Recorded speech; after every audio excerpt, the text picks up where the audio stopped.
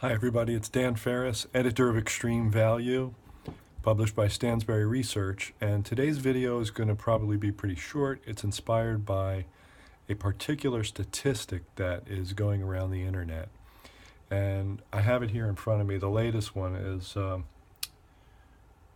we have 402 trading days and counting in which the S&P 500 has not had a 5% pullback.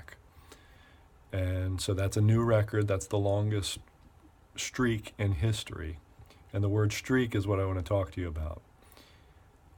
Don't think that this streak has so much meaning. It doesn't. Think about coin flips. If you flip a coin 20 times and say it comes up heads, the likelihood of whether or not it comes up heads or tails next has nothing to do with those 20 flips. Nothing whatsoever. It's 50-50 every time. And the streaks are, probabilistically, they're a different thing, but they don't inform the future. The history of the streak does not inform the future probability. The probability stays the same. And with the market, we don't know what the probability really is, to be quite honest. We just know the history. And we don't know that the streak isn't going to go from 402 trading days to 602 or 1,002 or 403. We don't know.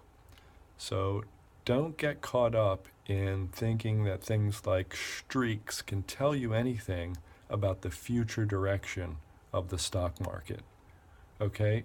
A lot of people like to trade the market. A lot of people like to try to figure out where it's going to go in the next short period of time.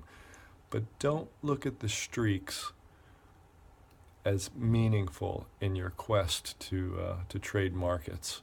And really the bottom line is you shouldn't trade at all. You should mostly be a long-term investor, because the odds of picking those days where the market is up substantially or any particular stock is up substantially are way, way against you.